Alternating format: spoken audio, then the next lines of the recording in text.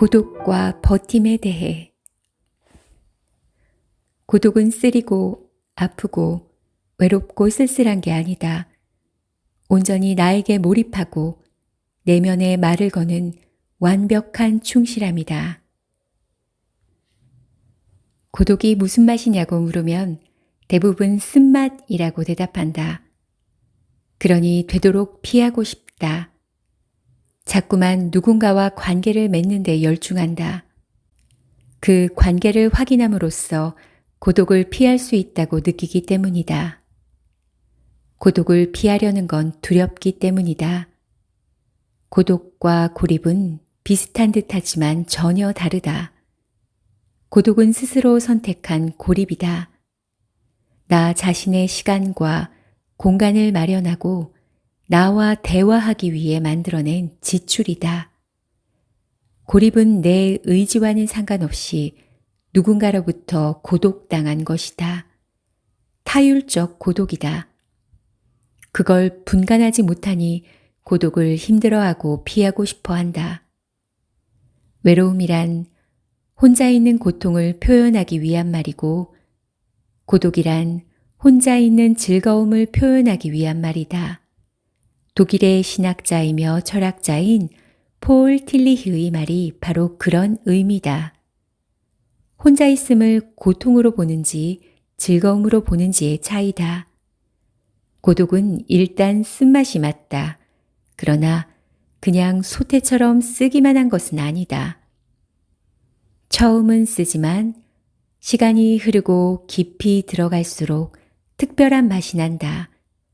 그 맛을 느낄 때 비로소 고독을 즐길 수 있다. 내가 고독의 맛을 알게 된 건 중학교 사춘기를 겪던 시기였다. 겉으론 멀쩡해서 아무도 내가 그런 내상을 겪는지 몰랐지만 속으로는 온전히 다른 내가 들어앉았던 시기다. 감당하기 어려웠다. 그러기에 어린 나이였다. 그때 나는 고독의 친구를 들였다. 책이었다. 닥치는 대로 읽었다. 지금의 나를 만든 건 바로 그 시기였다. 그때 그 맛을 알아챘기에 지금도 그 맛을 즐기며 살고 있지 않은가. 나는 고독의 매 순간 나를 만나고 세상을 만나며 말을 건다.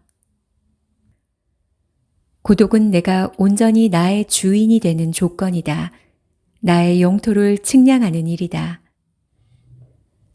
고독은 나의 좌표를 확인하는 독도법이다. 산에서 길을 잃었을 때 안내 표지판을 만나면 얼마나 반가운가.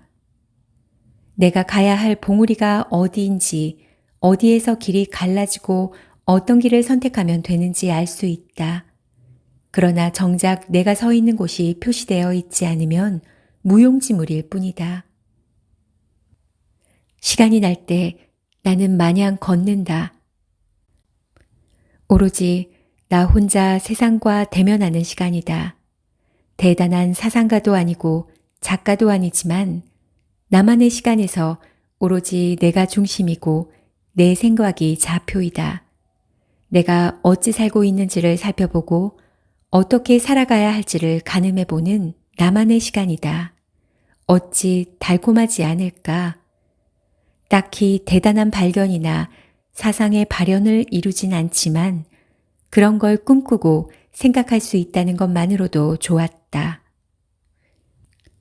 아무런 간섭 없이 누구의 눈길도 의식하지 않으면서 오로지 나에게만 침잠할 수 있는 시간을 갖는 건 최고의 휴식이고 충전이었다. 무엇보다 일상에서 벗어나 내가 일상에서 어떻게 지내고 있는지 바라볼 수 있다는 점이 가장 큰 매력이다. 그 매력을 좀 더 길게 느끼고 싶을 때 배낭을 꾸려 며칠 정처 없이 여행을 떠난다. 남들은 역마살이라고 패머해도 내게는 나를 발견하고 세상에 말을 거는 재래와도 같았다. 세상에서 물러나는 것이 꼭 피정이거나 안거일 까닭은 없다. 하루 짧은 시간을 덜어내 나만의 시간을 마련하고 거기 잠깐 침잠하는 것으로도 때론 충분하다. 그 농밀함을 어찌 두려워하고 불편해하는가? 고독은 삶의 밀도와 순도를 정제한다. 좋은 기름은 좋은 정제를 통해 얻어진다. 정제는 불순물을 걸러낸다. 걸러내지 않으면 양은 많겠지만 순도는 낮아서 좋은 결과를 얻는 데는 오히려 부담이 된다. 삶도 다르지 않다. 불순물이 많다. 과도한 욕망, 타인의 시선에 대한 불필요한 부담, 그저 그렇게 살면서 적당히 누리는 타성. 지식은 그런 것을 걸러주는 외적 수용이다. 배우는 만큼 그런 것을 걸러내야 한다. 그러나 현실은 그 반대다. 배운 만큼 더 많이 얻고 쥐고 휘두르고 싶어 한다. 그 그릇된 생각을 덜어내기 위해서는 기꺼이 고독해야 하고 침묵하면서 자신을 정제해야 한다. 침묵은 집중력이 가장 높은 고독의 소리다. 혼자 있으면서 집중하지 못하면 고독의 값을 치르지도 얻지도 못한다. 고독은 불편하고 불안한 게 아니라 가장 자유롭고 자신에게 충실한 상태다. 때로는 동반자가 회방꾼이 될 수도 있다. 부부나 연인 사이에서도 상대가 고독할 수 있는, 침묵할 수 있는 별도의 공간과 시간을 어느 정도 허락해야 한다. 그것은 상대에 대한 기만이나 소홀함이 아니다. 사랑하는 사이기에 온전한 자유를 준다. 서로에게 고독을 마음껏 음미하게 해주는 존재가 될 때 삶은 더 정제된다. 나이 들어 공허하고 허탈한 게 아니다. 지금까지 농밀하게 살지 못해서 빈 구멍 숭숭 뚫린 탓이다. 은퇴한 친구들이 하나둘 늘어간다. 현직에 있을 때는 서로 바빠서 기별도 자주 못하더니 어쩌다 만나면 자리 뜰 생각을 하지 않는다. 처음에는 고상하고 여유 있게 이야기를 나누다가 시간이 흐르면서 심란한 심정을 토로한다. 그렇기도 할 것이다. 수십 년 동안 일하던 직장에서 분주하게 돌아가던 일상이 갑자기 멈춰섰다. 수입은 둘째치고 삶의 리듬이 깨졌다. 처음 겪는 일이다.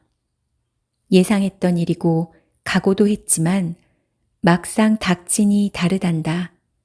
일하는 법만 배웠지 놀고 쉬는 법은 배운 적이 없었으니 더더욱 그렇다. 퇴직할 때까지 계속 오르기만 했던 길이다. 그리고 정점에서 내려왔다. 갑자기 자신의 처지가 한심하고 허무하다. 거기까지 도달하고 내려왔으니 고맙기도 하고 후회는 없지만 이상하게 공허하다. 매일 수십 명씩 만나 일하다가 갑자기 외톨이가 된 듯하다. 불러주는 이도 없다. 은퇴자들의 비슷한 양상이다. 은퇴자만 그런 건 아니다. 중년의 나이에 들어서면서 조금씩 옥죄던 일이다. 뭔가 허전하다. 밥줄이었으니까 했지 좋아했던 일이 아닌 경우는 더더욱 그렇다. 불행히도 우리 대부분은 그렇게 살아왔다. 열심히, 치열하게 산 건 분명하다. 직장에 충성을 다했고 가정에 최선을 다했다. 상 받을 일이다. 하지만 그 과정에서 정작 내 삶에 대한 애착과 성취는 별로 없었다. 일에는 바빴을지 모르지만 자신의 삶에 대해서는 소홀했거나 무관심했다.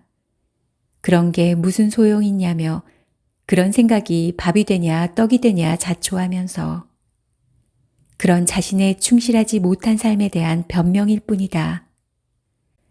농밀한 삶은 열심히 자신의 일만 하는 것을 의미하는 건 아니다. 일은 일이고 내 삶은 별개다. 그 삶에 충실하지 못했다.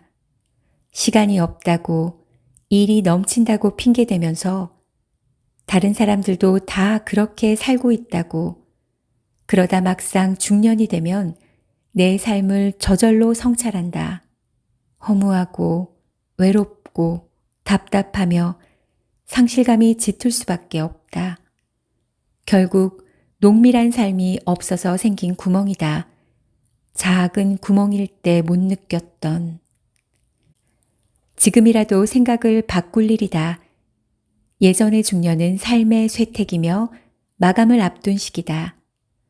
유엔에서 지정한 연령대를 따지면 이제 청년 후반기의 삶이다. 그러니 중년의 삶은 늦지 않았다. 의무의 삶은 대강 이행했다. 계속해서 의무의 삶을 찾으면 또다시 외롭고 허전하고 상실감을 느끼게 될 것이다. 당당하게 권리의 삶을 추구하며 살아야 한다.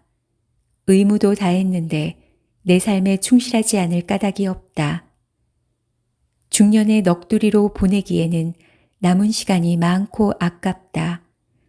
숭숭 뚫린 구멍 채우며 살아가면 될 일이다. 더 늦기 전에. 이상은 인생의 밑줄에서 찾은 책 속 지혜였습니다. 혼자만의 시간은 온전히 내 삶의 주인이 될 수 있는 소중한 고독의 시간입니다.